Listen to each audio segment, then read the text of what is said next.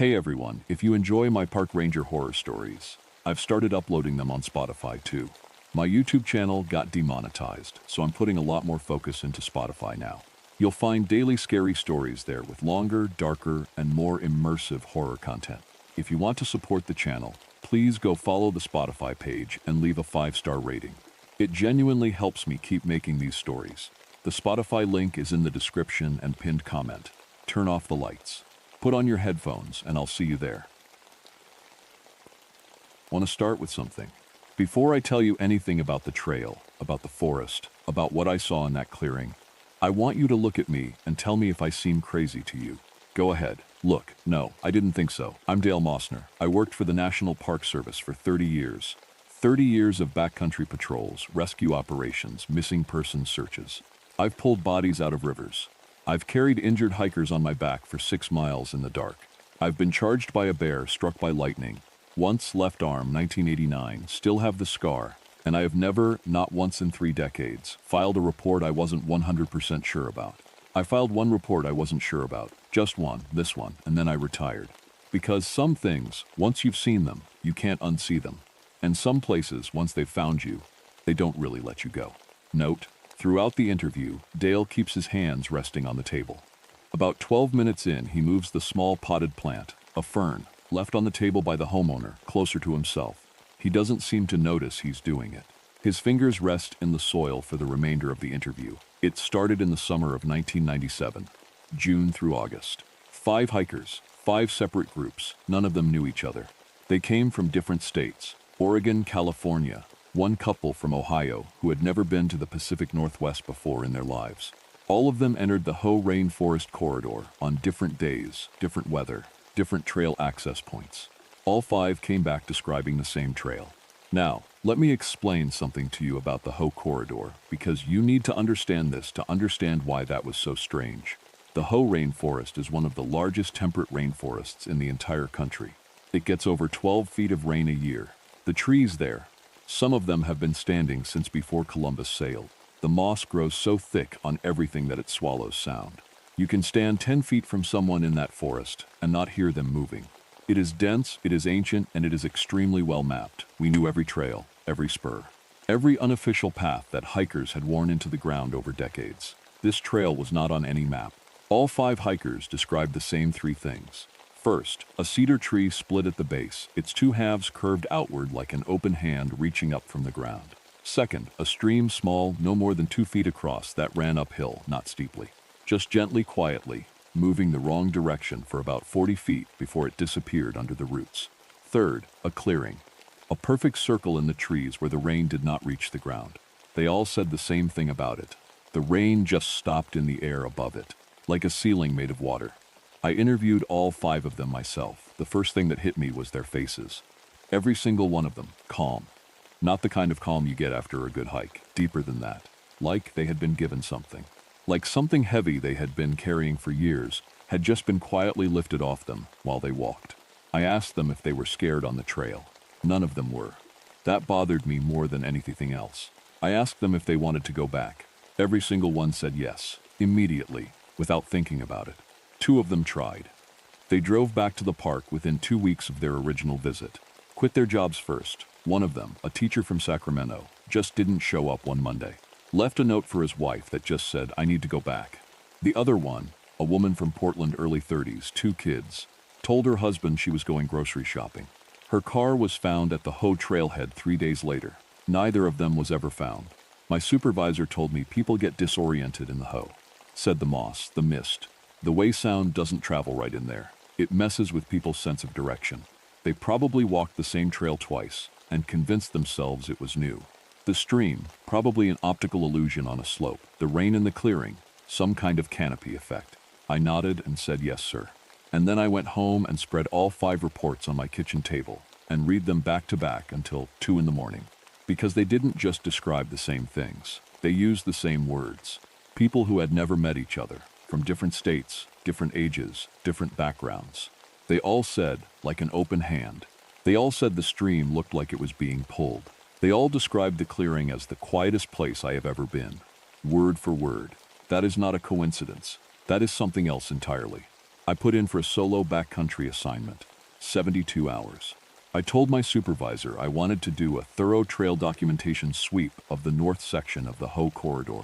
He approved it without blinking. I had done it 100 times before. I packed GPS radio, 3 days of food, extra batteries, bear spray, my field notebook, which I had carried on every patrol for 15 years. And, if I'm being honest with you, a flask. Don't put that in your documentary. Day one was nothing. And I mean that in a good way. The forest was just itself, the way it always was. That deep, dark, breathing green that you either love or you hate, and I had always loved it. The mist sat low in the trees. A Roosevelt elk crossed my path about an hour in, and we looked at each other for a long moment before she walked on. I followed my GPS, documented everything, found nothing unusual. Camped that night by a small creek, ate my food, slept well. Day 2 was different. I noticed the moss first. I had been in that forest for 20+ years, and I knew what moss looked like. It grows on everything, the trees, the rocks, the fallen logs. It grows in every direction, no pattern, just thick green chaos covering everything it can find. That's how moss works. Not here, not in this section. Here the moss was growing in shapes, segons. Perfect 6-sided cells like a honeycomb, covering the bark of every tree within a 100-yard stretch. I knelt down and looked at it up close. The borders between each hexagon were razor clean. I took photographs. I told myself it was some kind of unusual growth pattern. Maybe the light came through the canopy at a specific angle. Maybe it was a disease. I kept moving. That night, and this is the part I have never put in any official report, I heard it breathe.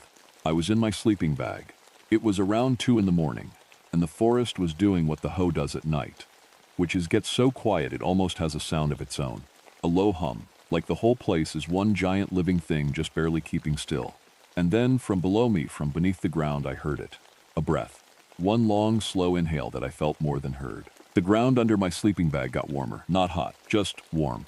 The way a dog feels warm when it curls up against you. I sat up, I put my hand flat on the ground. It was warm. The soil was actually warm. I sat there for a long time with my hand on the ground, and I thought about a lot of things. I thought about the 5 reports on my kitchen table. I thought about the missing teacher and the missing woman with 2 kids. I thought about getting up, packing my gear, and walking out of there in the dark. I did not get up.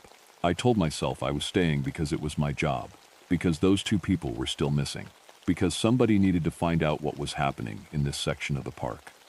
But that wasn't entirely true. The other part of the truth was that the warmth felt good. It felt like something I hadn't felt in a long time. Like the ground was just glad I was there. I picked up my radio. Signal was clean. I called base, gave my location, said everything was normal. I didn't mention the breathing. On the morning of day 3, I woke up and the trail was just there. I don't know how else to say it. I had been in that area for 2 days, and there was no path. Just dense undergrowth, ferns, fallen logs, the usual tangle of a forest that does not want you to walk through it easily. And then I woke up, and 20 feet from where I had slept, the undergrowth had parted, cleanly, like curtains being pulled back from a window. A clear path, soft bare earth leading into the trees. It wasn't there the night before. I stood and looked at it for a long time. Then I picked up my radio. No signal. Dead. I checked the GPS, frozen. The screen was lit up, but the position marker wasn't moving, just sitting there blinking at me like it had given up. My training was very clear about what to do when your navigation and communication equipment both fail at the same time in backcountry terrain. You stop moving forward. You sit tight, you try to restore equipment function, and if you can't, you navigate by landmarks back to a known trail. I want you to know that I am aware of that.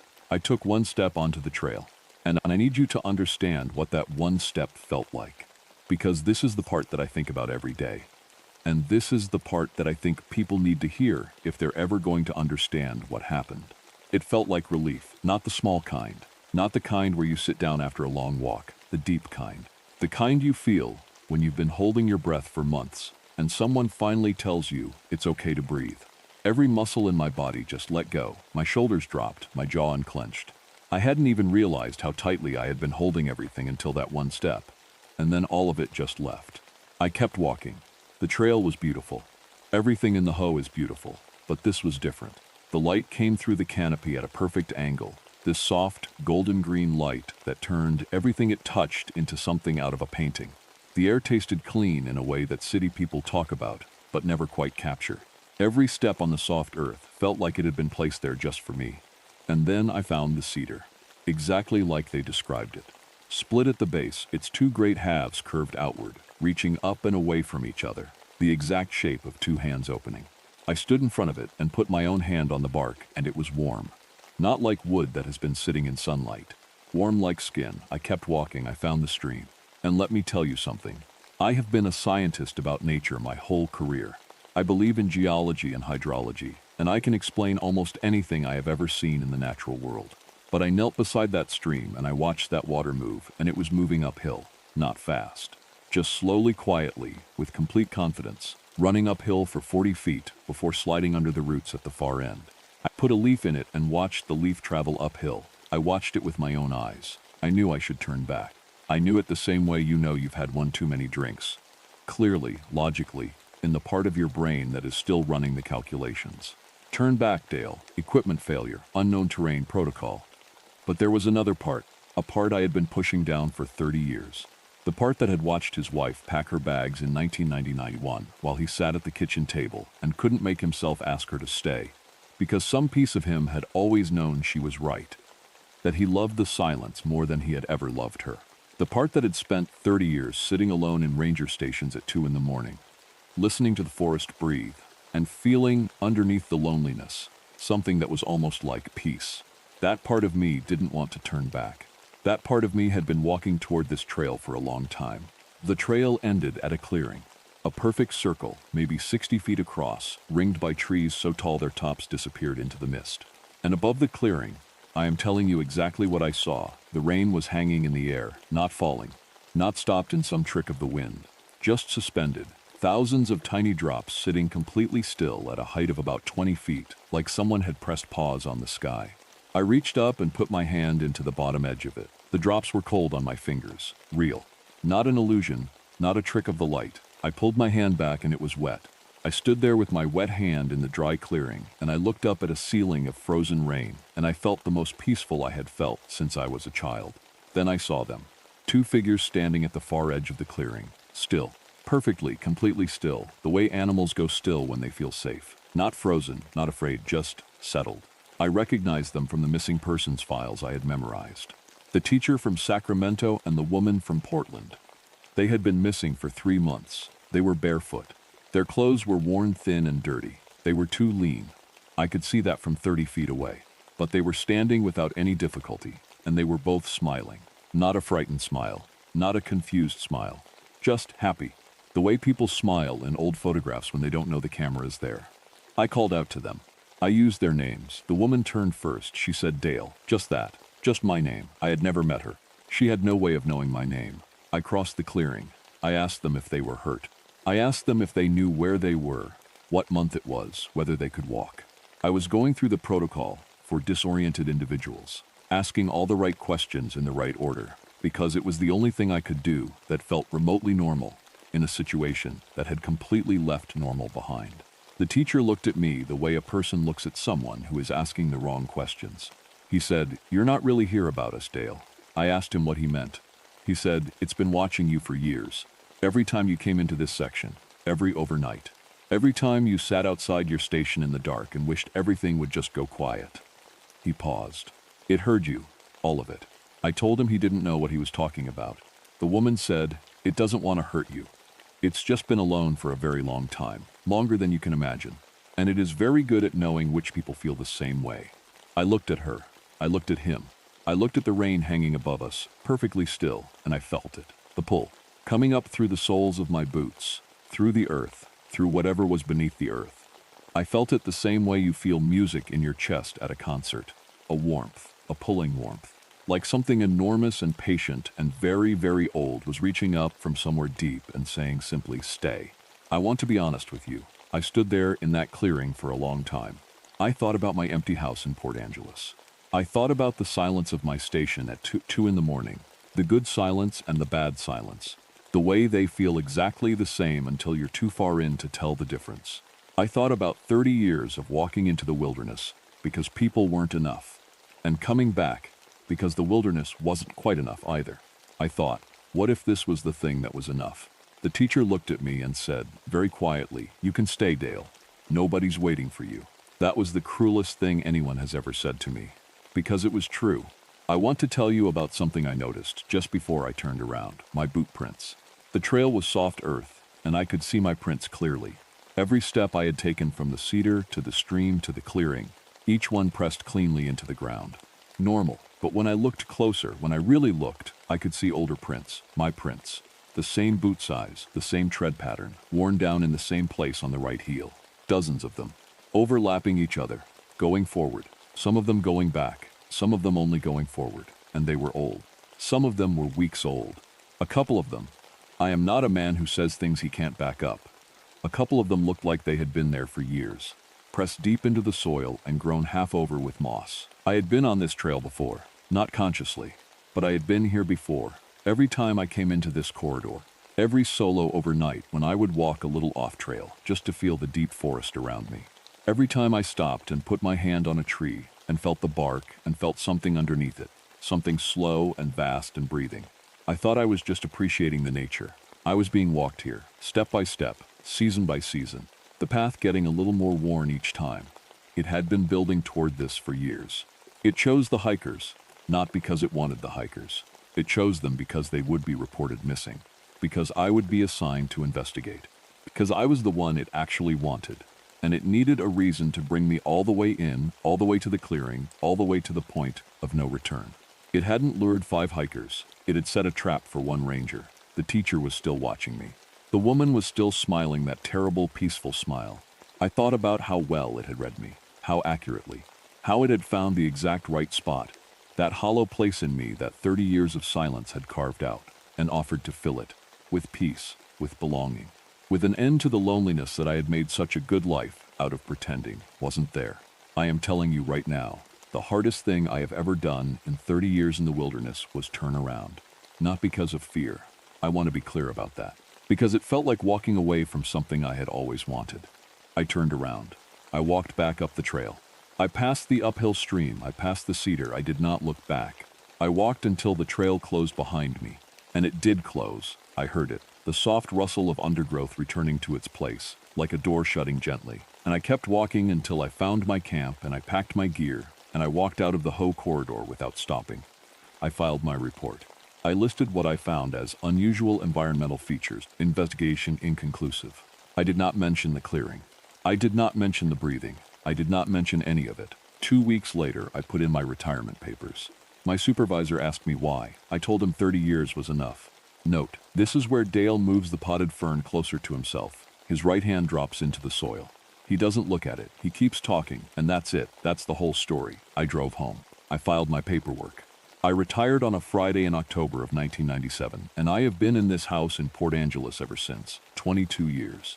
I have not been back to the Hoh corridor. I have not been back to any section of that park. I sleep fine. I really do. I keep the windows open because I like the night air. And sometimes the wind comes off the mountains and there's a smell in it. Moss and cedar and wet earth. But that is just the Pacific Northwest. That is just where I live. I am fine. He is quiet for a long moment. His fingers are deep in the soil of the fern. The fern's leaves are leaning slightly toward him. I notice this but say nothing. I just want people to know. If you ever walk a trail and every step feels too good, if the forest around you feels too quiet, too right, too much like exactly what you needed, if the ground beneath you feels warm, turn around. It doesn't want to hurt you. That's the thing I keep trying to explain to people when I tell this story. It's not evil. It's not a monster. It has been in the ground beneath that forest for longer than any human being has been alive, and it is lonely in a way that I don't think we have a word for. It just wants company. It's very patient. It is very good at finding the people who want to disappear. And if you're one of those people, if you know what I mean when I say you've been carrying something heavy for a long time, and some quiet, dark piece of you is always looking for a place to put it down, be careful in the Hoh. Be very careful. End of recorded interview. Interview concluded at 4:17 p.m. Dale Mossner shook my hand at the door and thanked me for listening. His hand was cold, but his grip was steady. He seemed, as I have said, completely fine. Documentarian's footnote: Dale Mossner was reported missing on September 8, 2019, 4 days after this recording was made. His car was found at the Hoh Rainforest Trailhead at 6:45 a.m. on September 9th. The engine was still warm. His keys were in the ignition. His wallet and phone were on the passenger seat. A search and rescue team entered the corridor that morning. Two rangers, both veterans with more than 15 years of experience in the park, reported finding a trail approximately 3 miles in that was not on any park map. They described it as a clear, open path through dense undergrowth. One of the rangers described the air on the trail as the freshest I've ever breathed. The other ranger said she felt, and I am quoting her field report directly, like someone had taken a weight off my chest. They were ordered to stop and return to the trailhead immediately. Both complied. The search for Dale Mossner was called off after 11 days. He is listed as a missing person. He is 66 years old. He has no living relatives. His house in Port Angeles has been empty since September 2019. The potted fern he touched during our interview I took home with me. I'm not sure why. It is sitting on my desk as I write this. It seems to be doing very well. It is leaning toward me. My name is Ellen Cortland, Ranger First Class, badge number 41 I have been with the National Park Service for 6 years. Before that, I was an Army medic for 8. I have seen things that would make most people stop sleeping. I say this not to brag. I say it so you understand that when I tell you what happened in Cabin 7C, I am not someone who scares easily. I am someone who counts things. I have done it since Kandahar. My therapist called it a grounding technique. I called it staying alive. When everything around you is loud and wrong and falling apart, you count. Steps, breaths, heartbeats, the number of boots you can see on the ground. Counting gives you a floor to stand on when the floor is gone. It makes the world make sense. It takes everything that's spinning and pins it down. I want you to remember that. Before you read the rest of this, I want you to understand that counting was the thing that kept me sane for 14 years. I did not know it could be turned against me. The assignment came in on a Tuesday, standard winter patrol. Cabin 7C in the Nyack Coal Creek backcountry, Glacier National Park, Montana. Elevation 6,400 feet. 20 miles from the nearest road. The cabin had missed 3 consecutive radio check-ins. The ranger stationed there, Ranger Dale Harwick, age 41, 8 years with the service, no prior incidents, had not responded in 5 days. The official reason for sending me alone, manpower. 3 rangers down with flu. Weather window, 2 days before the next storm front. Me, available, experienced, and the best cross-country skier in the district. The official risk assessment, low. Battery failure, iced antenna, equipment malfunction. These things happen every winter in the backcountry. Someone skis in, checks the cabin, skis out. Harwick was probably fine. Probably sitting by the stove reading a paperback. Completely unaware that anyone was looking for him. My equipment checklist, filed with this report. Emergency beacon. Sleeping bag rated to 40 Fahrenheit. 3 days of food, medical kit, flares, satellite phone, backup standard radio, headlamp, fire starter, snow shovel. Extra socks. 4 pairs because I have learned things the hard way. And my personal additions not on the official list. A small green notebook, a pencil, because pens freeze at 20 Fahrenheit, and I have learned that too. My step counter. And the quiet, constant habit in my head that never really turns off. The inventory, the count, my anchor. I departed Trailhead 14A at a 6:12 hours on December 14, 2011. Temperature, 18 Fahrenheit. Sky clear. Forecast, stable for 36 hours. Expected return, 48 hours. I remember thinking it was a beautiful morning. The kind of cold that makes the air look clean. The pines were thick with snow. Everything was quiet. I counted 47 trees in the first mile. I know because I wrote it down. I reached Cabin 7C at 16:41 hours. It took me just over 10 hours. The last 3 miles were steep, and the snow was chest-deep in the gullies. I counted my steps the entire way. When I stopped at the cabin door, my step counter read 31,406. I had also counted 844 trees on the ski-in. I wrote both numbers in my notebook. Then I stood there for a moment, breathing, watching the cabin. It looked fine. That was the first strange thing. It looked completely fine. No broken windows, no collapsed roof. Smoke had been coming from the chimney recently. I could tell by the faint smell still in the cold air. The door was latched, not locked. I pushed it open. The cabin was warm. Not just the leftover warmth of a dead fire. Warm, like someone had stoked it within the last few hours. The stove was still going. Harwick? I called nothing. I stepped inside. I did a full visual sweep, the way they teach you, the way the Army teaches you, faster and louder. Corners, shadows, ceiling, floor. Nothing. One room, 16 feet by 12 feet. Bunk bed on the north wall, table in the center. Stove on the south wall, shelves on the east wall full of emergency supplies. Radio on the west wall, mounted LED light glowing green, functional. His gear was packed neatly on the lower bunk. Sleeping bag rolled. Pack closed. His food, a week's worth, sat untouched on the shelf. His boots were by the door. His boots were by the door. If you've ever spent time in real backcountry winter conditions, you know what that means. You don't leave your boots by the door unless you're inside. You don't go outside in this terrain, in this cold, in winter, without your boots. Harwick had not left voluntarily. I turned on my radio and reported in. I kept my voice flat and calm. I said, cabin structurally sound, stove active, previous occupant absent, gear intact. I said I would assess further and check back in the morning. The dispatcher on the other end said, copy that, Cortland. Stay warm. I said I would. I did not mention the walls. I need you to understand something about what I saw. I have been in places that were violent. I have seen what fear does to people, what it makes them do, what it leaves behind. When I turned from the radio and really looked, at the interior of Cabin 7C, I did not feel horror right away. I felt something quieter and colder than horror. I felt recognition. Every wall was covered in tally marks. Every inch of them, carved into the wood with what I later determined was a pocket knife. Scratched into the glass of the two small windows with something sharp. On the ceiling, carved upward, which means he stood on the bunk to do it.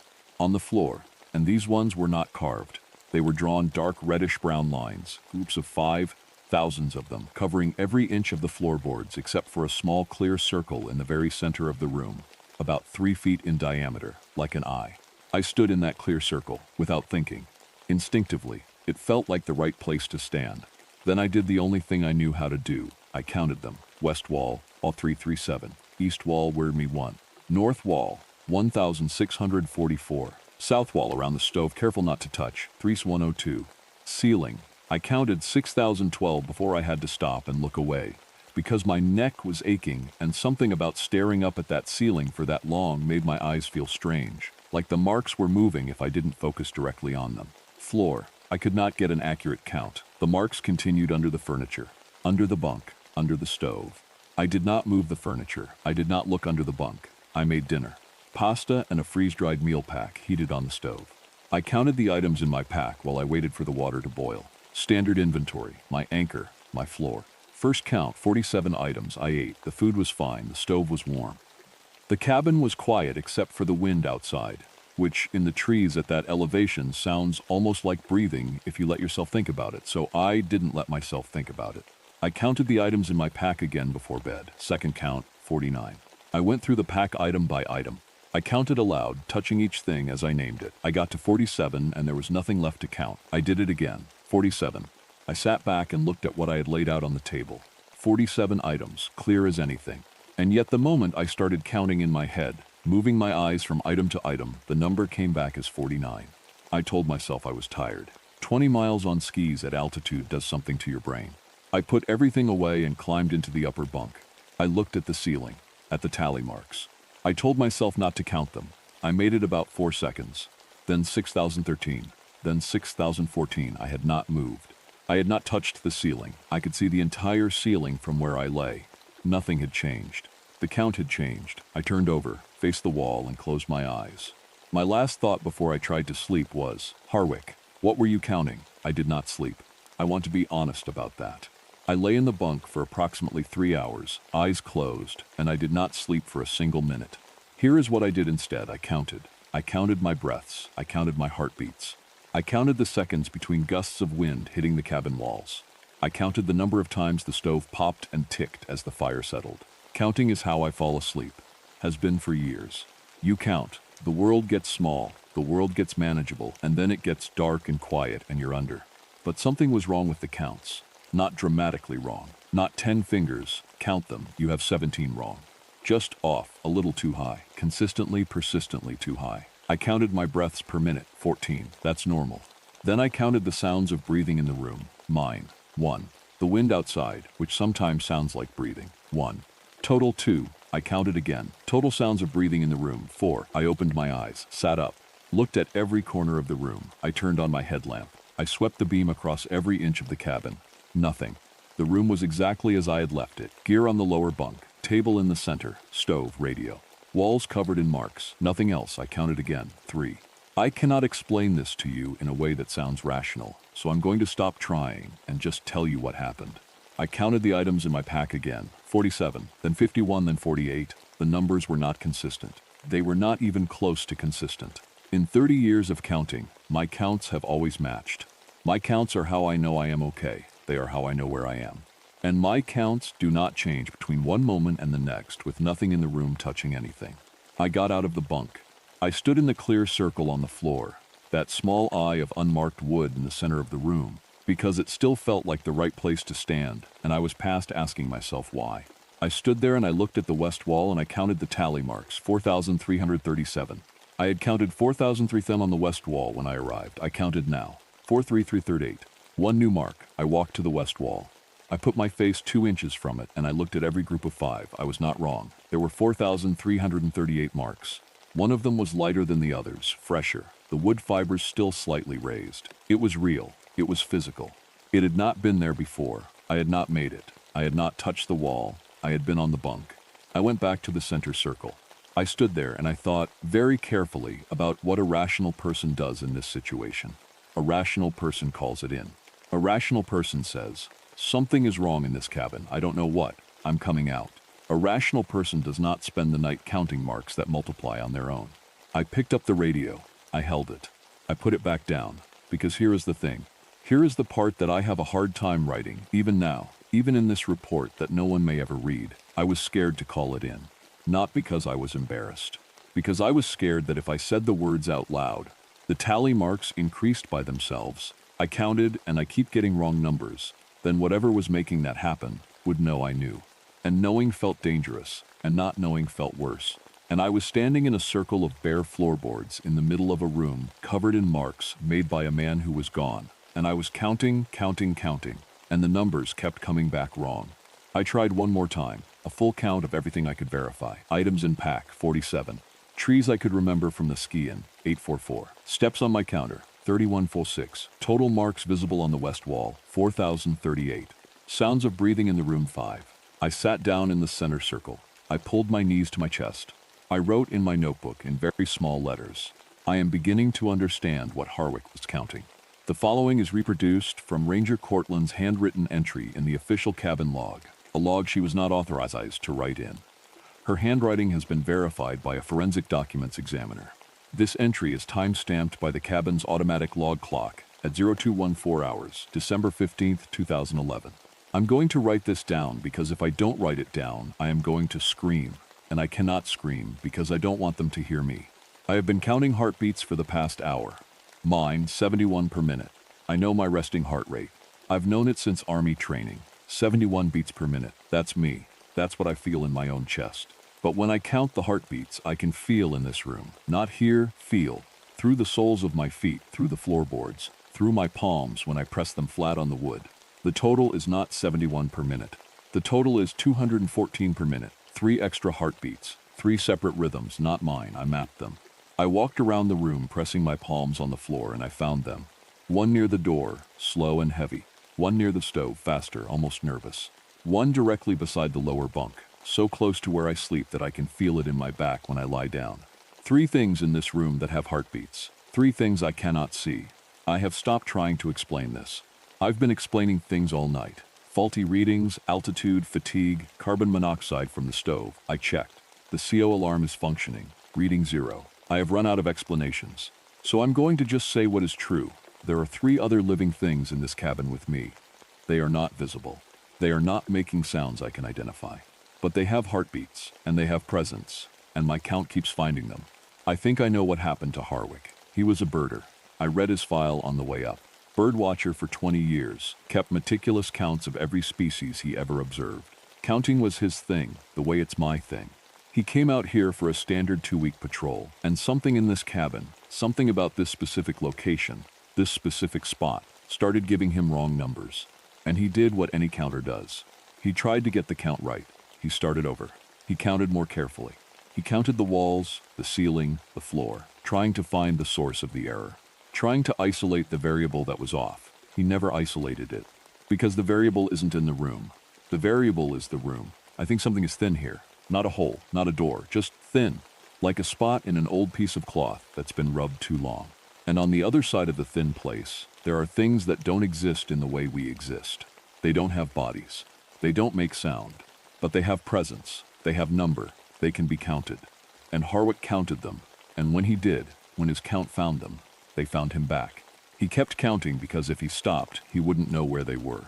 I understand that now. I understand it in my body. The moment I stopped counting for more than a few minutes tonight, the heartbeat by the bunk moved. I know it moved because when I started counting again, it was closer to me than before. The count is the only way I can track them. The count is the only thing keeping them at a distance I can understand. But here is what scares me more than any of this. I tried to stop counting. I really tried. I sat in the center of the floor and I looked at the wall and I told myself, do not count the marks. Do not count your breaths. Do not count anything. Just be in the room. Just be here without measuring it. I lasted 11 seconds. The habit is too deep. It's not something I do consciously anymore. It's something I am. The counting happens before I decide to count. It's in me the way breathing is in me. And as long as I'm counting, they know I'm here. And as long as they know I'm here, they're getting closer. The one near the door is not near the door anymore. I can feel it, pulse, pulse, pulse, somewhere to my left, maybe 4 feet away. When I count now, I get 5 heartbeats. 2 of them are mine. I don't know what that means. I don't want to know. I'm going to lie down. I'm going to close my eyes. I'm going to count backward from 1,000 and pretend that when I open them, the numbers will be what they should be. Current count, 3 presences. Closest, approximately 3 feet, north side of the bunk. At least the count is steady. At least that's something. At least I know where they are. I'm going to close my eyes now. I packed in the dark. I did not make coffee. I did not eat. I was on my skis before the sun touched the tops of the peaks, and I did not look back at the cabin when I left. I want to be specific about why I didn't look back. It wasn't because I was afraid of what I would see. It was because I was afraid of what I would count. The return trip took 9 hours. I know the investigators noted this in the file. Yes, that is fast. Yes, that pace is physically remarkable for those conditions, for that terrain. After a sleepless night, I am aware of that. I did not stop. I did not rest. I skied until my legs stopped working the right way, and then I skied harder. And I counted every single step, and every single tree, and every single breath, and I kept the numbers running in my head like a machine, like a wall, like something to hide behind. Because for the first 3 miles, the heartbeat was still there. Not mine, the other one. The slow, heavy one that had been by the door. I could feel it in the snow through my ski poles when I planted them. Pulse, pulse, pulse, slower than mine, heavier, like something very large breathing at the bottom of a frozen lake. It stopped at mile 4. I know exactly where because I counted. Step 8,847 from the cabin door. I planted my poles, and the pulse was there, and on step 8,848 it was gone. I stood very still for about 30 seconds. I counted my own heartbeat. 91 beats per minute, elevated, which was understandable, just mine, only mine. I kept skiing. I filed my debrief at 18:03 hours. I sat across from Officer Renata Voss, who asked me the standard questions in the standard order. I answered them calmly. I recommended the decommissioning of Cabin 7C. I cited structural concerns, which was not entirely a lie. A structure that causes the psychological symptoms I observed is, in my view, structurally compromised. She asked me what happened to Harwick. I told her. He is still in that cabin, not his body. But the part of him that counted things, that part is still there. His count got high enough that he couldn't leave it behind. I think he crossed a number I didn't cross. I don't know what that number is, and I do not want to. She wrote something on her notepad.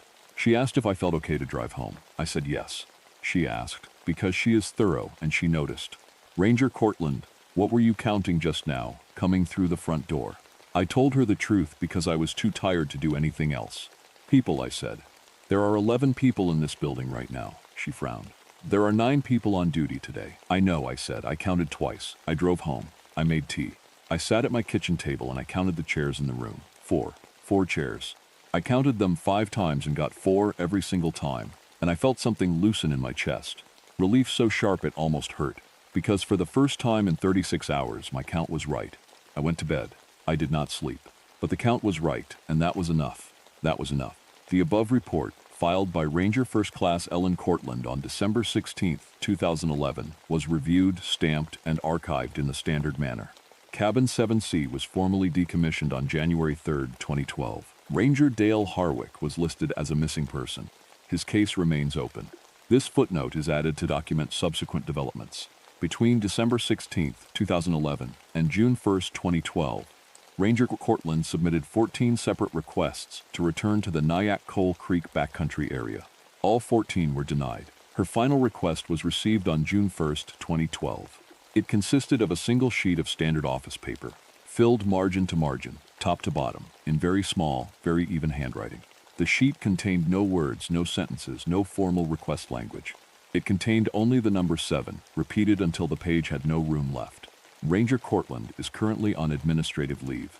The reason listed is behavioral concerns following extended field assignment. The incident that prompted the leave. She was observed in her offices on May 28, 2012, by 3 colleagues, counting aloud. She counted for 11 consecutive hours. She did not break for lunch. She did not use the restroom. She did not speak except to count. When her supervisor finally intervened and asked what she was counting, Ranger Cortland looked at him with an expression that he described, in his own incident report, as completely calm, like someone explaining something very simple to someone who should already know it. She said, "Them. They followed me back from the cabin. There are 7 of them in this room right now, and you cannot see a single one of them. And the count hasn't changed in 6 hours, so either they're staying still or I've finally gotten accurate." The room contained, at that time, 4 people. Attached to the back of this file, one scanned image of the Nyack Coal Creek Cabin 7C logbook, final page, final entry. Written by Ranger Dale Harwick. Timestamp, 23 and 47 hours, December 9, 2011. The entry reads, "Total count as of U347 hours. I have counted them and the number is." The sentence ends there. The pen line trails off and stops. Below the entry, in different handwriting identified by the Forensic Documents Examiner as belonging to Ranger Ellen Cortland, a single word has been written. Ranger Cortland was not in Cabin 7C on December 9, 2011. She was not assigned there until December 14th. There is no record of any prior visit. There is no explanation for how her handwriting appears in a logbook entry made 5 days before her arrival. The word she wrote is, "enough." Second footnote. Added by Records Clerk, June 30, 2012. Ranger Cortland's administrative leave status was updated on June 18, 2012. She has not reported to the office in 12 days. Her apartment was checked by a welfare officer on June 19th. No signs of a struggle, personal effects intact, food in the refrigerator, lights left on. Her step counter was found on the kitchen table. It had been reset to 0. We do not know when it was reset. We do not know why. We do not know by whom. Case status, open. I'm going to tell you something I've never told anyone. Not my ex-wife, not my captain, not the 2 men in black suits who drove down from Atlanta to officially close the area. I couldn't tell them. Not because I was scared of what they'd think, but because every single time I opened my mouth to describe what I heard out there, I could feel it rising up through my chest like a note of music. And I was terrified that if I let it out, if I actually spoke it into the air, the people in that room would hear it. And if they heard it, even just a tiny piece of it, they'd stop being afraid of it. And that scared me more than anything. My name is Thomas Beauchamp. Most people call me Tommy. I'm 41 years old, born in Folkston, Georgia, which is less than 10 miles from the eastern edge of the Okefenokee Swamp. My grandfather guided fishing boats through those waterways before roads existed out here. My father did the same. By the time I was 4 years old, I had already seen a cottonmouth snake strike at a man's boot, and I didn't cry. I didn't even flinch. The swamp was just home. I became a park ranger because there was nowhere else on earth my mind went quiet. Not at home. Not in my marriage, which, to be fair to my ex-wife, wasn't her fault. I was just always somewhere else in my head.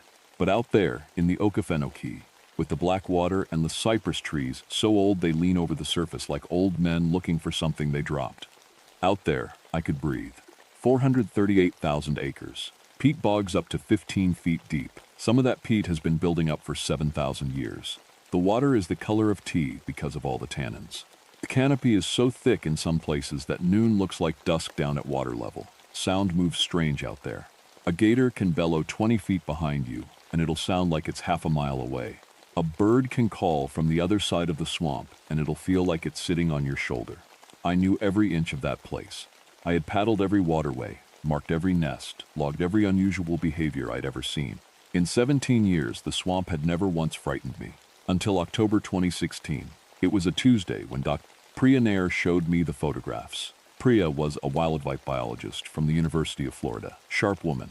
The kind of scientist who never got excited about anything.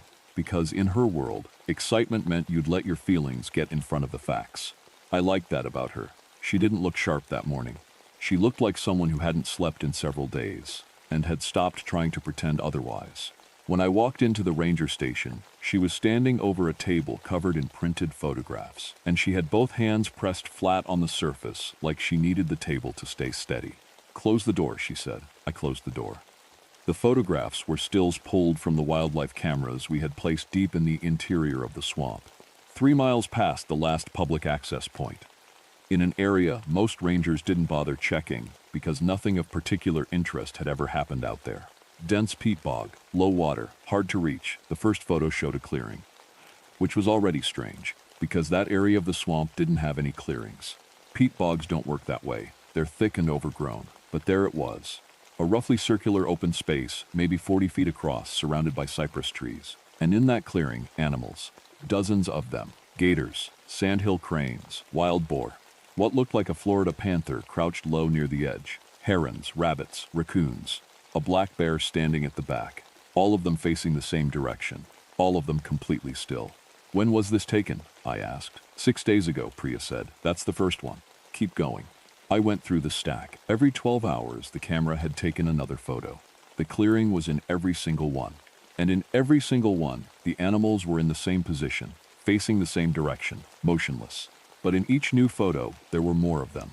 More animals had joined. By the 6th photo, the most recent one, taken the previous morning, I counted 257 individual animals. I laid the photos out side by side and looked at them for a long time. "They haven't moved in 6 days, I said. Priya shook her head. Her voice dropped to almost a whisper. "Nothing has eaten, Tom. Nothing has fought. Nothing has left. 6 days predator and prey standing 3 feet apart, and not one of them has moved." She paused. "A heron is standing on the back of a wild boar in the 4th photo. The boar didn't move. The heron didn't move." She looked at me. "I need you to go out there." I looked at the photos one more time, specifically at the deer in the front of the congregation. Its eyes were wide open and wet-looking. Even in a still photo, something about its expression made my stomach drop. Those weren't calm animals. Those were animals that couldn't look away. I left at sunrise the next morning in a flat-bottom John boat. Single paddle. Standard gear plus a satellite phone, which I'd never actually needed before. The kind of thing that makes you feel silly for bringing until the moment you desperately need it.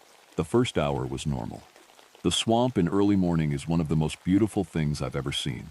Mist sits on the black water about knee-high. The herons stand in the shallows like gray statues.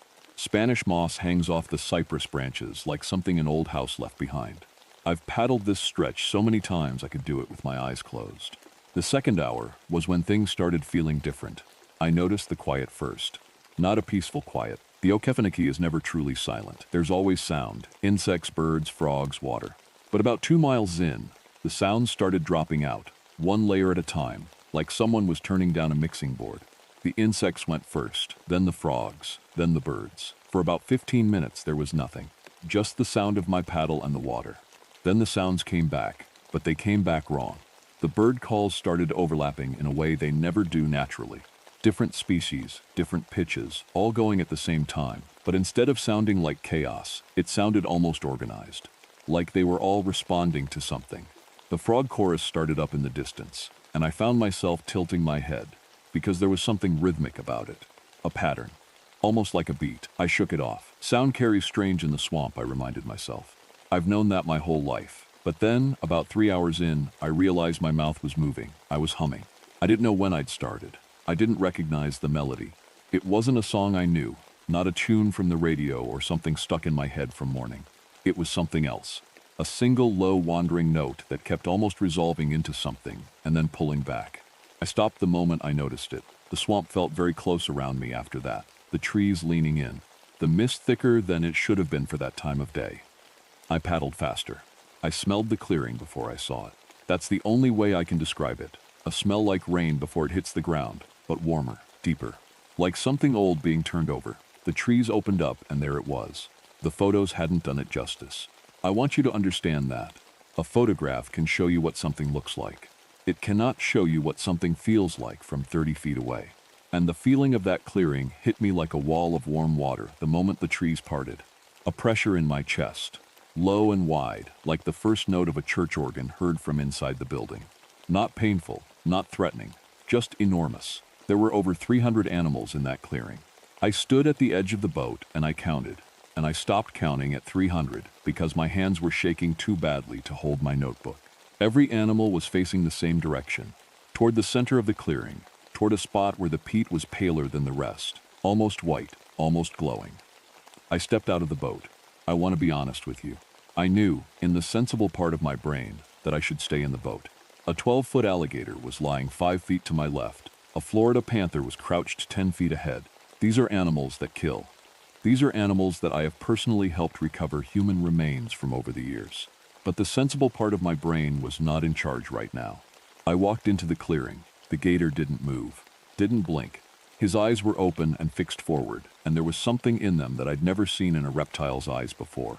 Something I can only describe as longing. Like he was hearing a sound just barely out of his range and leaning his whole body toward it. I walked past him. I came up beside a white-tailed doe. She was trembling. Every muscle in her body was shaking so fine and fast it looked like she was vibrating. Her eyes were so wide I could see white all the way around the iris. She was terrified. Absolutely, completely terrified. But she didn't run. She couldn't run. Whatever was in the center of that clearing, whatever was producing that pressure in my chest, it had her. It had all of them. And then I felt the first real wave of it hit me. It came up through the soles of my boots, through the ground, up through my legs and spine, and into the base of my skull. A vibration, not quite a sound. More like the idea of a sound. The way you can feel a truck pass on the road before you can hear it. My back molars hummed with it. My vision blurred at the edges, just slightly, for just a second. And then my chest did something I'm not going to be able to explain properly. It opened up. Like something had been squeezed tight in there my whole life, since my divorce, since my dad died, since every small hard thing that accumulates in a grown man's chest over 41 years, and it just released all of it. I wanted to sit down. I wanted to sit down right there in the mud, surrounded by 300 frozen animals, and I wanted to close my eyes and let it take me the rest of the way. I made myself keep walking. The center of the clearing was about 20 feet across. The peat there was pale and thin, almost translucent, like skin over a vein. The other animals hadn't gone this far in. There was an empty space here, a ring of bare ground, like they'd left it open, like they were making room. I knelt down. The glow was real. I'd thought in the photos it might have been a camera trick, a reflection, some trick of the light. It wasn't. Beneath the surface of the thin peat, something was pulsing. A blue-white light, slow and rhythmic, like a heartbeat but slower, one pulse every few seconds, soft, steady. I pressed my hand flat on the ground, and I heard it. 3 seconds. That's all it lasted. 3 seconds of direct contact, and then my arm jerked back on its own. A survival instinct kicking in underneath everything else. Some part of me that was still animal enough to protect itself. But in those 3 seconds, I'm going to try to explain this, and I know it's going to sound crazy, but I need you to understand that I am not a man given to crazy explanations. I believe in what I can see and touch and measure. My whole career has been built on observation and facts. What I heard in those 3 seconds was a single, pure, sustained note. That's all. Just a note, a sound. But it was complete. That's the only word I have. Every piece of music I'd ever heard in my life, every song, every sound that had ever moved me, it all felt, in that moment, like someone trying to describe a color they'd never quite gotten right. Like all of music was just attempts at this. And this was the thing that all those attempts had been reaching for. The original. The real one. My entire life, my childhood by the swamp, my marriage, my daughter, every good morning I'd ever had. All of it passed through my mind in those 3 seconds, and every last bit of it felt distant, faded, like a memory of something that happened to someone else. I understood, in my bones, why not a single animal in that clearing had left. Why would you leave? Why would you go back to the pale, quiet, ordinary world when you had heard this? I don't remember standing up. The next clear thing I remember is that I was back at the edge of the clearing, and my nose was bleeding, and I didn't know how I'd gotten in there. Blood dripping off my chin into the black water at the bank. My ears were ringing, high and sharp, like I'd been standing next to speakers at a concert. I got in the boat. I paddled with my eyes mostly closed. I know how that sounds, but every time I opened them, the swamp looked wrong. Not dangerous wrong, just designed. Like every cypress tree was placed exactly where it needed to be. Every vine hanging exactly the right way. Every ripple on the water moving in a pattern that meant something I was one step away from understanding. And I knew, the way you know things in dreams, that if I stared at it long enough, I would understand it. All of it. The pattern of everything. And if I understood it, I would stop the boat. And I would not start again. So I kept my eyes closed and I paddled by memory, and it took 3.5 hours instead of 4. And when I finally bumped against the dock at the access point and opened my eyes, I sat there for a full 10 minutes just breathing. I filed my report the next morning. I wrote that I had confirmed the congregation event, that I had observed over 300 animals in the clearing, and that I had identified what I believed to be a rare infrasound event being produced by geological pressure in the deep peat. Low-frequency vibration, potentially affecting animal behavior. I recommended immediate permanent closure of the interior access routes. The area was closed within 48 hours. I told myself it was over. 3 weeks later, I was sitting at my kitchen table watching my daughter Maya do her homework. She's 13. Smart kid. She gets her mother's patience and my stubbornness, which is a combination that is going to take her very far in life and also make her a nightmare to live with. I was drinking coffee, and she was doing algebra, and everything was perfectly normal. Then she started humming, a low, wandering note, almost resolving into something and then pulling back. My coffee mug stopped halfway to my mouth. I knew that melody. I had been humming it in the boat. I hadn't hummed it since, had been actively, consciously stopping myself every time I felt the urge. But I knew it the way you know your own heartbeat. Instantly, completely. Maya, I said, and my voice came out strange, too careful. Where did you hear that? She looked up from her homework. Gave me the mildly irritated look that 13-year-olds give their parents when they've been interrupted. Hear what? That melody you were just humming. She thought about it, shrugged. I don't know. I think she tilted her head. You were humming it in your sleep last night, Dad. I heard it through the wall. I put my coffee mug down very slowly. I sat with that information for a moment. And then, in the way that terrible things sometimes come together all at once, the full shape of it hit me. I had been home for 3 weeks. I had spoken to Priya. I had spoken to my captain. I had spoken to the 2 men from Atlanta. I had spoken to my ex-wife on the phone about Maya's schedule. I had spoken to the man at the gas station, the woman at the grocery store, my neighbor, Bill, who was retired and who I'd chatted with over the fence 3 or 4 times. The sound hadn't traveled in the air. You couldn't catch it from the air. It traveled in the voice. Something about 3 seconds of direct contact had embedded that note somewhere deep in my vocal cords, in the vibration of my voice when I spoke. Not loud enough to stop anyone in their tracks. Not loud enough to freeze them where they stood, like the animals in the clearing, but loud enough to leave a trace.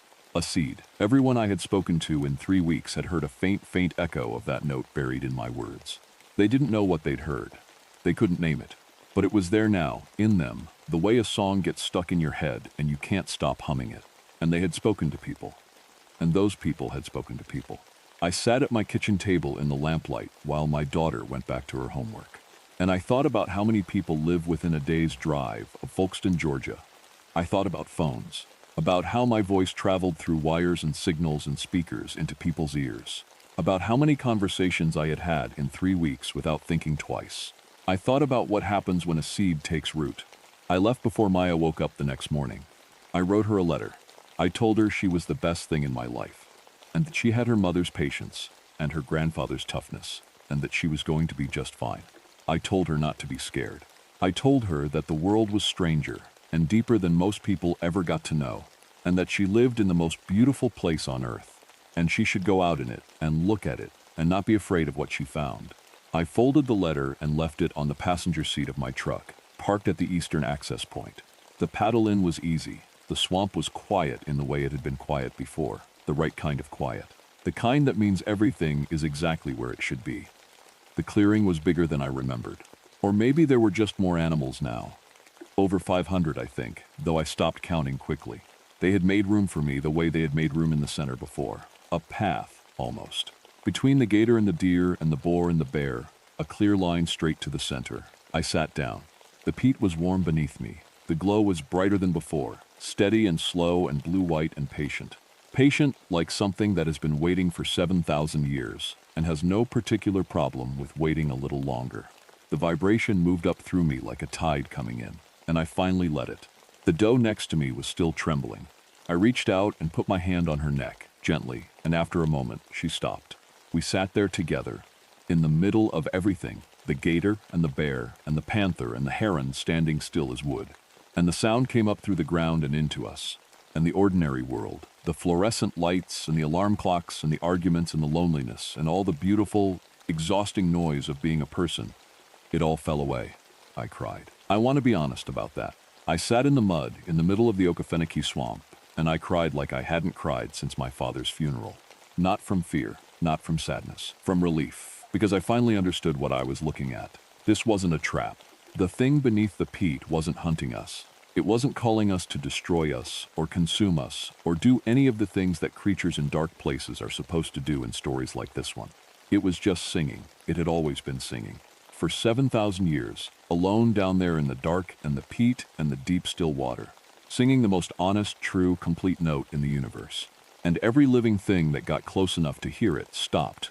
Not because it couldn't leave, but because the moment you heard it, you realized something that nothing in your regular life had ever told you. That you had been listening for it your whole life. That every piece of music that ever made you pull over to the side of the road and sit with your eyes closed. Every sunset that hit you harder than you expected. Every moment of real, genuine quiet. You had been leaning toward this. Toward the original note underneath all of it. I wasn't afraid. The animals weren't afraid. We were just finally, completely still. And as the glow pulsed warm and slow beneath me, and the swamp held us all together in the dark, the only thing left in my mind was one last clear thought, before the thought went too. That the silence waiting for me back in the normal world. The silence of a house without music. Of a drive with the radio off. Of a life that didn't know what it was missing. That was the only silence left to fear. Okefenokee National Wildlife Refuge, Interior Zone 7, was permanently closed to all access on November 14, 2016. No official reason was given to the public. The wildlife camera images were classified. Dr. Priya Nair resigned from the University of Florida in December 2016. Thomas Beauchamp was reported missing on October 31, 2016. His truck was found at the eastern access point. A letter was found on the passenger seat. The letter has never been released. The animals in Zone 7 are still there. All of them. Still. I need someone to tell me I'm wrong. I've watched the footage 40 times now. 41. I'm sitting in my truck in the parking lot of a Waffle House off Route 441, and my hands won't stop shaking, so I'm recording this because I need a record. I need proof that I said something, that I tried. Deputy Williams had his body camera running when Aaron Suttles walked out of the woods today. Wide angle. Caught the whole parking lot. I counted 19 people in that shot. Searchers, deputies, volunteers, a couple of hikers who had nothing to do with any of it. 19 people. I've studied the way things move for my entire adult life. Bears, elk, deer, coyotes, people. I can tell you which bear is coming down a ridge just from the rhythm of its walk. That's not a brag. That's just what I do, what I am, and I need someone to tell me I'm wrong. Because I've watched the footage 41 times. And 3 of those 19 people are walking with a stride length of exactly 31 inches. Exactly. I'm going to start from the beginning. My name is Marcus Cole. I'm a law enforcement ranger with the National Park Service, stationed in the Great Smoky Mountains, Tennessee side. On October 14, 2021, I was called to assist in the search for a missing hiker named Aaron Suttles, age 27, solo backpacker. Last known location, Hazel Creek Trail. I got to the trailhead at 8 in the morning. October in the Smokies is the busiest time of the year. The leaves were peaking. The mountains looked like somebody had set them on fire. Red, orange, gold, all of it burning in the morning sun. Beautiful. The kind of day that makes you feel stupid for ever worrying about anything. There were about a dozen of us at the briefing. Rangers, a couple of sheriff's deputies, some volunteer searchers. Standard missing person protocol. Aaron had a permit for a backcountry campsite near Hazel Creek. He was due out 2 days ago, never showed. His car was still in the lot. Blue Subaru, bumper stickers, nothing unusual. I was paired with a volunteer named Donna. Good woman. Mid-50s, retired teacher, had done maybe 30 searches over the years. Knew the trails. Talked a lot when she was nervous, which was fine. Nervous is normal out here. We started up the trail at about 8:30. I noticed the boot prints within the first mile. Now, I want to be clear.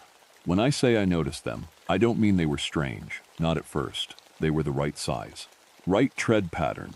Matched the brand Aaron's family said he wore. They were heading in the right direction. Everything checked out. Except the stride. I said it out loud just to get it on camera. Stride's mechanical. Like a metronome. Donna asked me what I meant. I told her that when people hike, their steps change.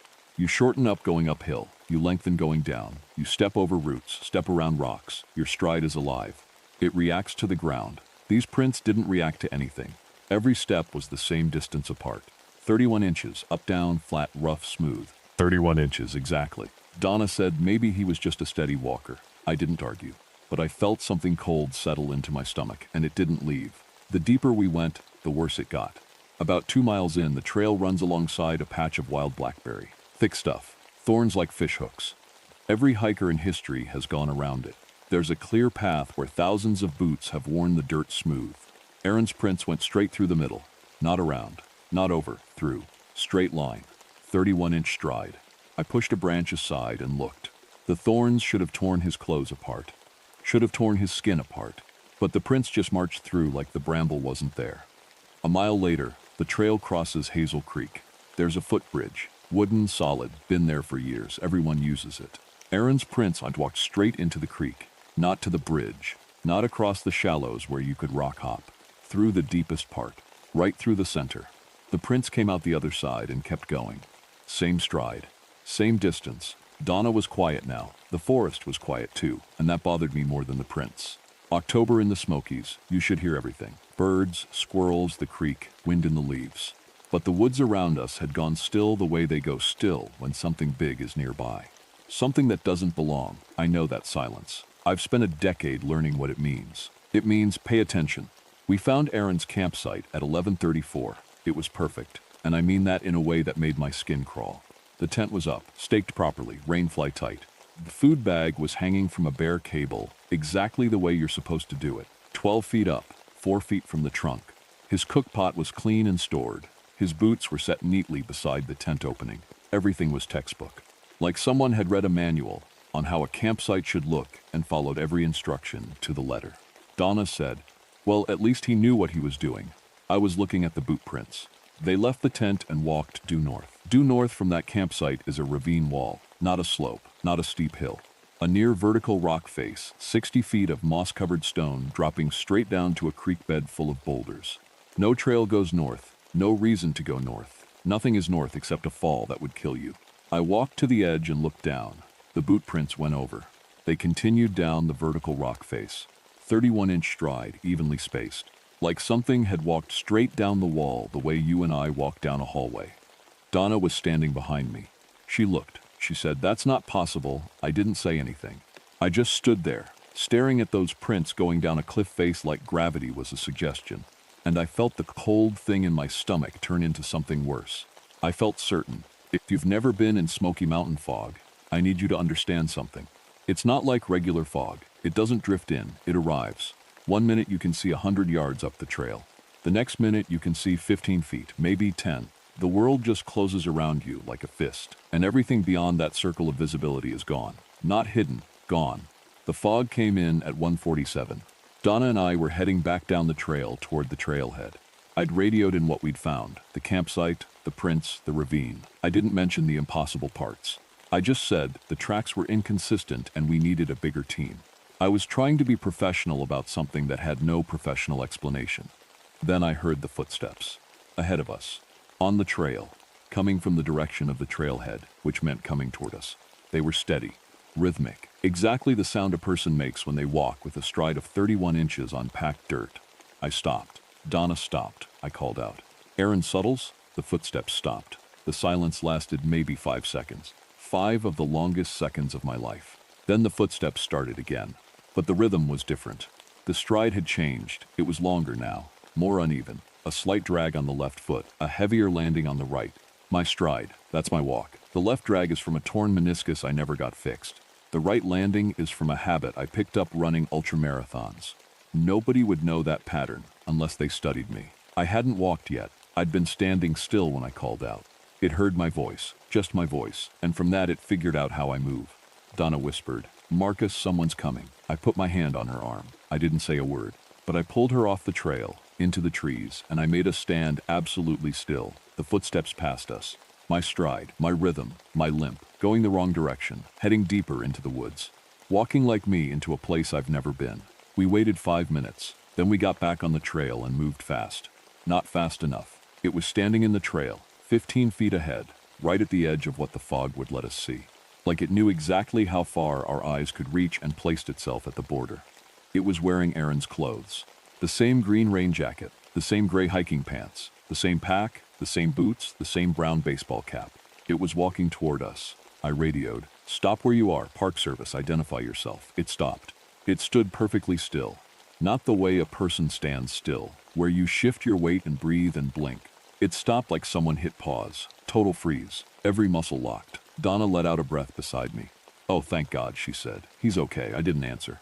My body camera was recording, and I need you to understand what it captured. What I saw. What Donna couldn't see from where she was standing. Its feet were not touching the ground. It was walking. The legs were moving. The arms were swinging. The weight was shifting left to right to left, exactly the way a body does when it walks. It was performing every part of walking, 6 inches above the trail. It had learned what walking looks like, but it didn't know that walking means touching the ground. It copied the motion and missed the point. And then its head turned toward me. Aaron Suttles' face. I'd seen his picture at the briefing that morning. Brown hair, brown eyes, thin nose, gap between the front teeth. It was him. Every detail was right. But the expression, it wasn't blank. That would have been easier. It was trying. The face was working through options. Like flipping through a deck of cards. First, surprise, the eyebrows went up, the mouth opened, but too wide, too slow. Like a child doing a school play. Second, fear. The eyes went big, the lips pulled back, but the forehead was smooth. Fear without worry. Third, relief. A long exhale, shoulders dropping, but the eyes didn't change. The eyes stayed in fear while the mouth did relief. Fourth, a smile. Exactly right. The smile a lost hiker gives the people who came to find him. Grateful, tired, a little embarrassed. I've seen that smile 100 times on real people at the end of real searches. But it arrived fourth, after a selection process. After I watched the face audition 3 wrong emotions before finding the correct one. Donna started to walk toward it. I grabbed her arm so hard she yelped. I pulled her backward. I turned us around. And I ran. I have never run like that. Not in any ultramarathon, not in any training, not ever.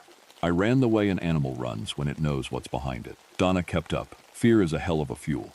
And behind us, in the fog, the footsteps followed. They matched us. Exactly. Every change I made, it made.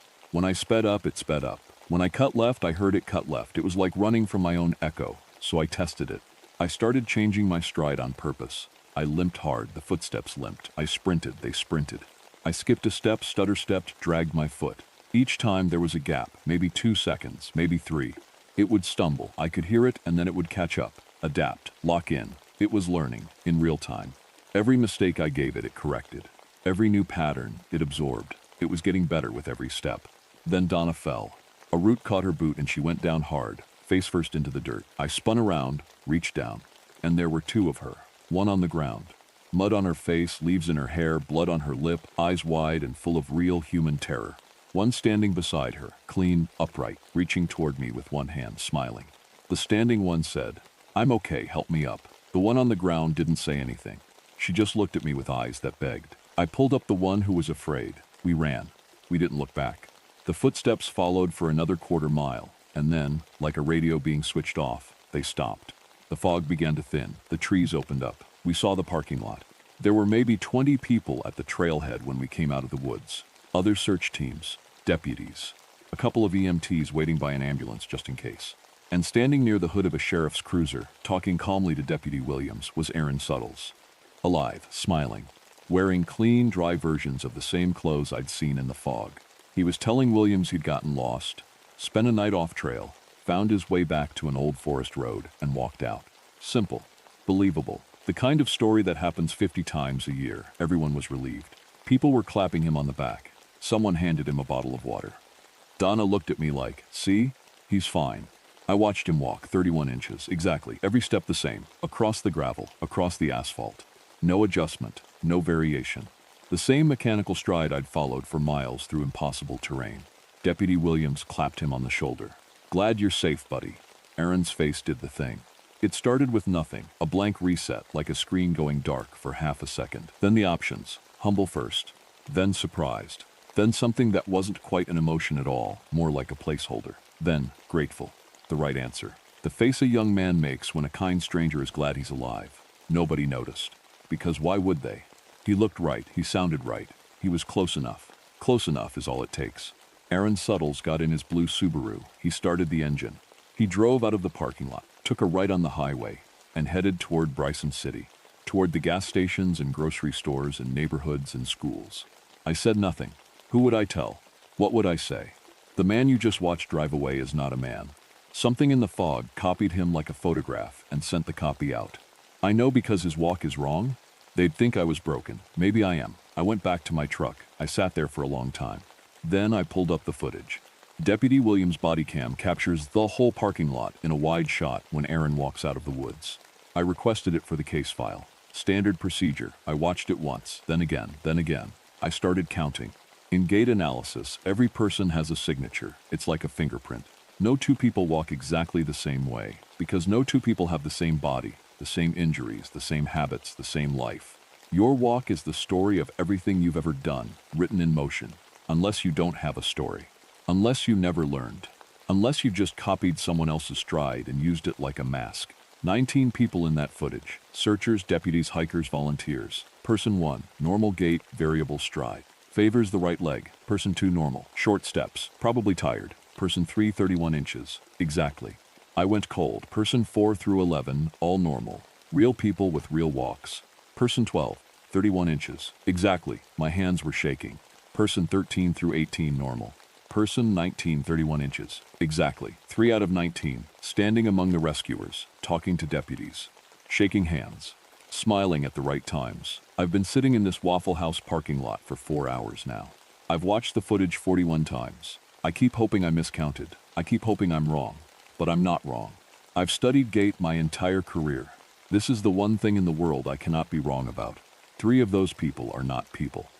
And I don't know how long they've been here. I don't know how many there are. All I know is what to look for now. And I wish to God I didn't. Because once you see it, you can't unsee it. I went into the Waffle House to get coffee. I sat at the counter. A man walked past the window outside. 31 inches. A woman crossed the parking lot toward her car. 31 inches. A teenager on the sidewalk, hands in his pockets, headed nowhere in particular. 31 inches, exactly. How long have they been here? How many of them walked out of that fog? And the question that won't let me sleep, the one that sits in my chest like a stone. How many of the people I've rescued over the years walked out of those woods with a stride of exactly 31 inches? And I just never thought to check. This is Ranger Marcus Cole, badge number 44-1, Great Smoky Mountains National Park. If you're listening to this, do me a favor. Next time you're in a crowd, watch how people walk. Really watch. And if you see someone whose stride never changes, not on stairs, not on a hill, not stepping over a crack in the sidewalk, if every single step is exactly the same distance as the last, don't let them know you noticed. Recording ends. File recovered from SanDisk SD card. Found in a 2018 Toyota Tacoma registered as Cole. Discovered in the Waffle House parking lot off Route 441, Bryson City, North Carolina. Vehicle was unlocked. Engine cold. Ranger Cole has not reported for duty in 11 days. His badge was found on the driver's seat. His boots were missing. The search is ongoing. Stride analysis of the search team has not been conducted. I want to tell you something, and I need you to believe me. Not because it sounds true. Not because it makes sense, but because I wrote it down, every word, every day. And the journal they found in that lookout tower, the last few lines, those weren't written by me. Something else held the pen. This is what happened to me in the Chihuahua Desert in the summer of 2003. And the part at the end, the part I can't tell you myself, because I wasn't around to tell it, that comes from the people who went looking. They found things. They found enough. The truck that brought me to the lookout didn't even stop all the way. Danny, the ranger driving, slowed down just enough for me to jump off the back with my bags. He leaned out the window, grinned, and said, 11 days, Vega. Try not to go crazy. Then he drove away, and the dust swallowed the truck. And then the silence hit me. I don't mean quiet. Quiet is a library. Quiet is a room with the TV off. This was something else. This was the desert reaching into your ears and pulling the sound out. Like the land itself didn't want noise. Like it was offended by it. I stood there for a full minute, just listening. Nothing. No birds. No wind. Not even insects. Just the sun pressing down on everything like a hot hand. The lookout was a small wooden tower on stilts, maybe 20 feet up. Old Fire Lookout hadn't been used for real in years. They set it up as a temporary monitoring station. Drought assessment, they said. Water table readings, wildlife camera checks, heat surveys, boring stuff. Important but boring. I didn't care. I wanted this. Back in Colorado, I worked a visitor center desk, handed out maps, smiled at tourists, told people where the bathrooms were. I didn't become a ranger to point at bathrooms. My mother thought I was insane. Lucida, you have air conditioning. You have a desk. You have a job where nothing tries to kill you. She said this on the phone the night before I left, and I could hear her stirring something on the stove. Beans, probably. She always made beans when she was upset. My mother crossed the border pregnant with me, in August heat worse than anything Big Bend could throw. She didn't do that so her daughter could go back to the desert on purpose. It's 11 days, Mama, I told her. 11 days is a long time to be alone, she said. She was right about that. She was right about most things. So when Big Bend needed someone for an 11-day solo rotation in the Chihuahuan Desert, middles of summer, 112-degree days, no vehicle after drop-off, radio check-ins every 12 hours, I raised my hand before anyone else could. Day one was fine. I unpacked, set up my station, tested the radio, took readings, everything by the book. The lookout had a cot, a desk, a small shelf with water jugs, and windows on all four sides. From up there I could see for miles. Flat, cracked earth in every direction, with the Chisos Mountains sitting on the horizon like teeth. Day two was the same. I walked my route, checked the cameras, logged the numbers, drank my water, did my job. That evening I heated a can of soup on the little propane burner and ate it sitting on the platform steps, watching the sun go down. The sky turned colors I don't have words for. Pink isn't right. Gold isn't right. It was like the sky was bruising in reverse, getting more alive as the light left. I missed my mother's beans. But that night, I wrote something in my journal that I didn't fully understand until later. I wrote, "It's not that there's no sound. It's that the desert is actively canceling it. Like the silence here has weight, like it's doing something." I should have paid more attention to that feeling. The feeling that the silence wasn't empty. It was full of something waiting. Day three is when everything changed. It was around noon. The sun was straight overhead, white and angry. I stepped outside to take a temperature reading, and I looked down. No shadow. I stopped walking. I looked at my feet. The ground was bright, sunlit, flat, and there was nothing under me. No dark shape, no outline, nothing. I held up my hand. I could see my hand, obviously, but below it, on the wooden railing of the lookout, no shadow. I picked up my water bottle and held it out. The bottle cast a shadow, a perfect, clean, dark little shape on the wood. I put the bottle down, held out my hand again. Nothing. I walked down the stairs, stood on the bare ground. The desert floor was so bright it almost hurt to look at. Every rock, every scrub brush, every crack in the earth had a shadow. Short little noon shadows, but they were there. Mine wasn't. I turned around, walked in circles, jumped, waved my arms. I must have looked insane. It didn't matter. There was no one to see me for 30 miles, no shadow, anywhere, under any light, from any angle. I went back inside and drank 2 full bottles of water. I told myself it was heat stroke. Had to be. The heat out here could do things to your eyes, your brain. I'd read the training materials. Visual distortions, hallucinations, confusion. This was just that. Except I didn't feel confused. I felt sharp. Clear. Too clear. Day 4. Same thing. I tested it first thing in the morning when the shadows were long. Everything around me stretched out dark and cool to the west. My canteen shadow. My boot shadow when I set them on the ground. The lookout shadow. A big rectangle on the dirt. But where my body should have printed itself onto the earth. Nothing. Just light. Like the sun didn't know I was standing there. I radioed base that afternoon. Kept my voice casual. "Hey, quick question. Can extreme heat affect shadow visibility? Like, mess with how you see them?" The guy on the other end laughed. "You mean like a mirage?" "Yeah, heat can do weird things to your eyes. Stay hydrated, Vega." "Yeah," I said. That's what I figured. I didn't push it.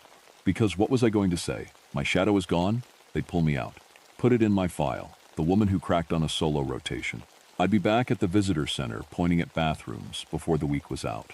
So I said nothing. That night, I stood inside the lookout with a flashlight.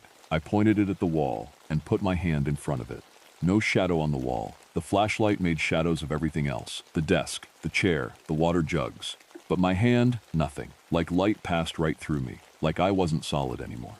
I sat on the cot and pressed my palms together hard, just to feel upsides all real. Still here. Still taking up space. The light said otherwise. The light said I was already gone. Day 5. I'll remember it for the rest of my life. However long that turns out to be. Morning. I was on the lookout platform with my binoculars, doing a sweep. Same thing I'd done every morning. Scanning the desert floor for animal activity, camera status lights, anything out of the ordinary, and I saw it. About a quarter mile out to the east. A dark shape on the ground, person-shaped. Flat, not standing up, but pressed against the desert floor. Like someone had painted a silhouette onto the sand. But there was nothing above it. No person, no pole, no rock formation. Nothing that could cast a shape like that.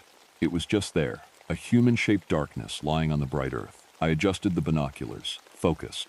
The shape was sharp, not blurry like a heat mirage. It had edges. Clean, defined edges. I could see the head shape, the shoulders, the arms. Then I lowered the binoculars and shifted my weight to my left foot. The shape moved. Not drifted, not slowly changed. It moved exactly when I moved and exactly the way I moved. I shifted left, it shifted left. I stepped back, slid closer. I froze, it froze. I raised my right arm. Out on the desert floor, a quarter-mile away, the dark shape raised its right arm. I ran inside, slammed the door. Sat on the cot with my knees pulled up and my heart beating so hard I could hear it in my teeth. After an hour, I made myself look out the window. It was still there. Closer now, still shaped like me. I went to the shelf and pulled out the station binder. An old 3-ring thing full of yellowed papers, previous ranger's notes, weather data, maps. I don't know what I was looking for. Something. Anything that would tell me someone had seen this before. Near the back, I found a handwritten page, no date, no name. Just a note, in shaky handwriting, that said, "Old Comanche trail guides spoke of something in the deep flats. The people who lived here before them had a name for it. Rough translation, the one who walks where you don't. They did not go to the flats alone. They did not have a word for getting it back." I read that line 4 times. They did not have a word for getting it back. I wrote in my field log that evening. My hand was steady, but my letters were small, pressed hard into the paper. Something is out there.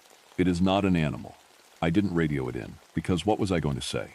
I watched it through the window until the sun went down. And when the light faded, the shape didn't disappear. It blended, like it sank into the ground, like it became part of the dark.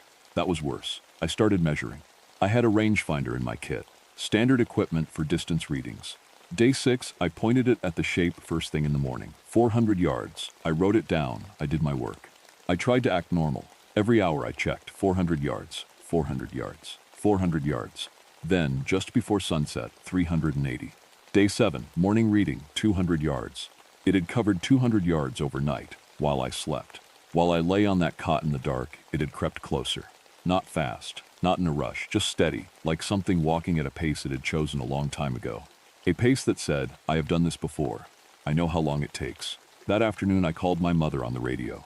Not really. I picked up the handset, held it to my mouth, and talked without pressing the transmit button. I told her she was right. 11 days was too long to be alone. I told her about the beans and how I wished I had some. I told her I was scared. Then I put the radio down. The desert silence filled the space where her answer should have been. Day 8, morning. I didn't even need the rangefinder anymore. 100 yards. Close enough to see details, and the details were wrong. Because the shape on the ground, the dark flat figure pressed against the sand, was me, my exact outline, my hair, my shoulders, the way I stand with my weight on my left hip. It was my silhouette, perfect, like someone had traced around my body with ink while I was lying down. I raised my arm. It raised its arm. I turned my head. It turned its head. Same time, same speed, no delay. Then it did something that stopped my breathing. I was standing still, both hands at my sides, not moving, and the shape tilted its head, slow, deliberate, like a dog hearing a strange noise, like something curious. I hadn't moved, I was frozen, but it tilted its head on its own and held that angle for 3, 4, 5 seconds, studying me, deciding something. Then it snapped back to mirroring my posture, and it was like it never happened. But it happened. It moved without me. It did something I didn't do, which meant it wasn't just my shadow. It was something wearing my shape, and for 1 second, it forgot to pretend. I stopped eating after that. Couldn't. My stomach felt like a fist. I drank water because I knew I had to, but food tasted like sand. Everything tasted like sand. Day 9, 70 yards. And then the sound. It was around 2 in the morning. I was sitting on the cot, back against the wall, flashlight in my lap, not sleeping, just sitting, listening to that huge, awful silence. And then I heard it. A soft sound, like fabric being dragged across rock, like someone pulling a bedsheet slowly over rough concrete. It was outside, close, right against the wall of the lookout. It moved. I could track it, along the east wall, around the corner, along the north wall, slow, patient, not trying to get in, just circling. I held the radio in my hand so tight my fingers ached. I could press the button. I could call base. I could beg someone to come get me. But the truck couldn't come until day 11. That was the deal. No vehicle access until scheduled pickup. Even if they sent someone, it would take hours. Half a day, maybe more. I was alone with it, whatever it was. The sound circled the lookout 4 times. Then it stopped, right at the door. I sat there with the flashlight pointed at the door until the sun came up. 6 hours. I didn't move. I didn't blink more than I had to. In my journal, sometime around 4 a.m., I wrote with a hand I could barely keep steady. It's patient. That's what scares me most. It's not in a hurry. It knows I can't leave. One more night. That's what I told myself. One more night, and the truck comes, and I get in and I leave, and this becomes a story I tell no one, ever. I spent the day inside, didn't go out, didn't take readings, didn't check cameras. For the first time in 10 days, I skipped my field duties entirely. I didn't care. Let them write me up. Let them fire me. I was not going outside. From the window, I could see it. The shape, my shape, 40 yards out. Just lying on the bright ground, sharp and dark and perfectly still, waiting. At one point in the afternoon, I watched a jackrabbit run across the desert floor. Its path took it right across the shape. The rabbit hit the edge of the dark outline and stopped dead, just froze. Stood there for maybe 2 seconds, ears flat, body locked. Then it bolted. Not forward, not across, but straight back the way it came, running like something had burned it. The animals knew. The desert knew. I was the only one stupid enough to still be here. Sunset came. The sky turned orange, then red, then purple. The shape blended into the growing dark the way it always did. Not disappearing, just joining. Becoming part of the night. And then the night became something else. The dragging sound started earlier this time. Before full dark. Before the stars were even out. And it wasn't circling anymore. It was pressing. I could hear it, feel it, pushing against the walls. Not hard, not violent. More like a person leaning against a door they know will eventually open. I put my hand on the wall. It was warm. Not sun warm. The sun had been down for an hour. The wood should have been cooling. But the wall was warm the way skin is warm. The way a living thing is warm. I spread my fingers against the grain and I swear on everything, I felt it pulse once. Faint. Like a heartbeat on the other side. I pulled my hand back so fast I knocked over a water jug. I crouched down and shined my flashlight under the door. There's a gap, maybe an inch, between the bottom of the door and the platform floor. The flashlight beam should have shot straight through and hit the ground outside. It didn't. Something was blocking it. Something dark, flat, pressed tight against the other side of the door. The light hit it and stopped dead. Not reflected, not scattered, absorbed, eaten, and I did something I can't explain. I sat down on the floor, cross-legged, facing the door, and I spoke to it. What do you want? The desert silence that followed was different. I'd spent 10 days in silence.